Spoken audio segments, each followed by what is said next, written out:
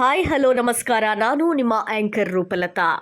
ಆಟಿ ಅಮಾವಾಸ್ಯೆಯ ದಿನ ನಾವು ನರ್ಸರಿಯಿಂದ ಬಂದು ವಿಶೇಷವಾಗಿರುವಂಥ ಒಂದು ಬ್ರೇಕ್ಫಾಸ್ಟ್ ರೆಡಿ ಮಾಡಿದ್ರು ಅಮ್ಮ. ಅದು ಪತ್ರೊಡೆ ತಿಂದ್ಕೊಂಡು ನಾವು ಶಿಶಿಲೇಶ್ವರ ದೇವಸ್ಥಾನಕ್ಕೆ ಹೊರಟ್ವಿ. ಶಿಶಿಲ ಕ್ಷೇತ್ರ ಸುಮಾರು 800 ವರ್ಷಗಳ ಇತಿಹಾಸವನ್ನು ಹೊಂದಿದೆ. ಶ್ರೀ ಶಿಶಿಲೇಶ್ವರ ಸ್ವಾಮಿಯ ಮೂಲಸ್ಥಾನವು ಸಮೀಪದಲ್ಲಿರುವಂಥ ಕುಮಾರಗಿರಿಯಲ್ಲಿದೆ. ಇತಿಹಾಸದ ಪ್ರಕಾರ ಇಲ್ಲಿ ಹರಿಯುತ್ತಿರುವಂಥ ಕಪಿಲಾ ನದಿಯಿಂದ ನೀರನ್ನು ಅರ್ಚಕರು ಕೊಂಡು ಹೋಗಿ ಶ್ರೀ ಶಿಶಿಲೇಶ್ವರ ಸ್ವಾಮಿಯ ಪೂಜೆಯನ್ನು ಮಾಡ್ತಿದ್ರು. ಆ ಸಂದರ್ಭದಲ್ಲಿ ಇವರು ಕೆಳಗೆ ಜಾರಿ ಬಿದ್ದರು. ಕಷ್ಟವನ್ನು ಅರಿತಂಥ ಅರ್ಚಕರು ನದಿಯ ದಡದಲ್ಲಿ ಉದ್ಭವಿಸಿದರೆ ಪ್ರತಿನಿತ್ಯ ಪೂಜಿಸುವೆ ಅಂತ ಪ್ರಾರ್ಥಿಸಿದರು. ದೈವದ ಒಂದು ಇಚ್ಛೆಯಂತೆ ಶ್ರೀ ಶಿಶಿಲೇಶ್ವರ ಸ್ವಾಮಿಯು ನದಿಯ ತಟದಲ್ಲಿ ಸ್ವಯಂ ಭೂಲಿಂಗ ಸ್ವರೂಪಿಯಾಗಿ ಜನಿಸಿದ. ಇಲ್ಲಿ ಕೆಳಗೆ ಕಾಣಿಸುತ್ತಿರುವ ಅಂದರೆ ಈ ವಿಡಿಯೋದಲ್ಲಿ ಕಾಣಿಸ್ತಾ ಇರುವಂಥ ಶಿಲೆ ದೇವರ ಕಲ್ಲು, ದೇವಳದಲ್ಲಿ ಪೂಜಿಸುತ್ತಿರುವಂಥ ಶಿವಲಿಂಗಕ್ಕೆ ಸಂಬಂಧವಿರ್ತದೆ. ಅದೇ ರೀತಿ ಈಶ್ವರ, ಗಣಪತಿ, ದುರ್ಗೆ, ಆಂಜನೇಯ ಮತ್ತು ನಾಗದೇವರ ಸಾನ್ನಿಧ್ಯಗಳಿಗೆ ಪೂಜೆ ನಡೆಯುತ್ತದೆ. ಶ್ರೀ ದೇವರ ಗಣಗಳಿಗೆ ಪ್ರತಿ ವರ್ಷ ಪರ್ವಗಳು ನಡೀತಾ ಇರುತ್ತೆ. ದೇವಸ್ಥಾನದ ಪಕ್ಕದಲ್ಲೇ ಹರಿತಾ ಇರುವಂಥ ನದಿಯ ಒಂದು ತೀರದಲ್ಲಿ ಕಪಿಲ ಎಂಬ ಮಹರ್ಷಿಯು ಜಪ ತಪಗಳನ್ನು ನಡೆಸುತ್ತಿದ್ದನೆಂದು ಐತಿಹ್ಯವಿದೆ. ಹೀಗೆ ಈ ನದಿಯು ಕಪಿಲಾ ನದಿ ಎಂದು ಹೆಸರನ್ನು ಪಡೆದಿದೆ.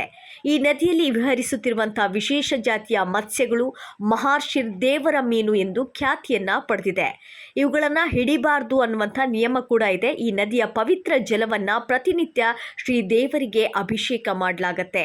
ಶ್ರೀ ಶಿಶಿಲೇಶ್ವರ ದೇವರಿಗೆ ಹರಿಕೆ ರೂಪದಲ್ಲಿ ಕಾಣಿಕೆ, ಯಥಾನುಶಕ್ತಿ ಸೇವೆ, ಮೀನುಗಳಿಗೆ ಬೆಳ್ತಿಗೆ ಅಕ್ಕಿ ಅರ್ಪಿಸಿದರೆ ಸರ್ವಾಭಿಷ್ಟ ಸಿದ್ಧಿಯಾಗುವುದು, ಹಾಗೆ ಸರ್ವ ರೋಗಗಳು ಕೂಡ ಗುಣವಾಗುವುದು ಅನ್ನುವಂಥ ಒಂದು ಪ್ರತೀತಿ ಕೂಡ ಇಲ್ಲಿ ಇದೆ. ಹಾಗೆ ನಾವಿಲ್ಲಿ ದೇವರಿಗೆ ಕೈ ಮುಗಿದು ಆ ದೇವರ ಮೀನುಗಳಿಗೆ ನಾವು ಅಕ್ಕಿಯನ್ನು ಎಲ್ಲ ಹಾಕಿಬಿಟ್ಟು ನೀರಲ್ಲಿ ಸ್ವಲ್ಪ ಆಟ ಆಡಿಕೊಂಡು ನಾವು ನಂತರ ರಿಟರ್ನ್ ಮನೆಗೆ ನಾವು ಹೊರಟು ಬಂದ್ವಿ. ಹಾಗೆ ಈ ಒಂದು ಶಿಶಿಲೇಶ್ವರ ಕ್ಷೇತ್ರ ಇದೆಯಲ್ಲ, ತುಂಬಾ ಪವಿತ್ರತೆಯನ್ನು ಹೊಂದಿರುವಂಥ ಕ್ಷೇತ್ರ, ಒಂಥರ ವಿಶೇಷವಾಗಿರುವಂಥ ಕ್ಷೇತ್ರ ಅಂತ ಹೇಳ್ಬೋದು. ಇಲ್ಲಿ ಒಂಥರ ಹೋದ ತಕ್ಷಣ ಅಲ್ಲಿ ಒಂಥರ ಮನಸ್ಸಿಗೆ ಒಂಥರ ನೆಮ್ಮದಿ, ಖುಷಿಯನ್ನು ನೀಡುತ್ತೆ.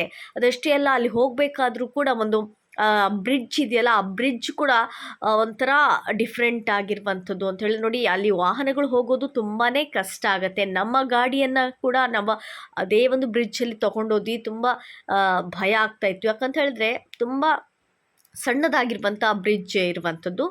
ಆದರೂ ಕೂಡ ಅದರಲ್ಲಿ ಎಲ್ಲರೂ ಕೂಡ ಜನ ಸಂಚಾರವನ್ನು ಕೂಡ ಮಾಡ್ತಾರೆ. ಅಲ್ಲಿ ಹೋಗಬೇಕಾದ್ರೆ ಆ ನದಿಯನ್ನು ದಾಟ್ಕೊಂಡೇ ಹೋಗಬೇಕಾಗತ್ತೆ. ಈ ವಿಡಿಯೋ ನಿಮಗೇನಾದರೂ ಇಷ್ಟವಾಗಿದ್ದರೆ ದಯವಿಟ್ಟು ಲೈಕ್ ಮಾಡಿ, ಕಾಮೆಂಟ್ ಮಾಡಿ, ಹಾಗೆ ಸಬ್ಸ್ಕ್ರೈಬ್ ಮಾಡೋದನ್ನು ಮಾತ್ರ ಮರಿಬೇಡಿ. ಹಾಗೆ ಮುಂದಿನ ವಿಡಿಯೋದಲ್ಲಿ ನಾನು ನಿಮ್ಮನ್ನು ಭೇಟಿ ಮಾಡ್ತೀನಿ. ಅಲ್ಲಿವರೆಗೂ ನೋಡ್ತಾ ಇರಿ ನನ್ನ anchor Roopalatha YouTube channel. Thank you. Bye.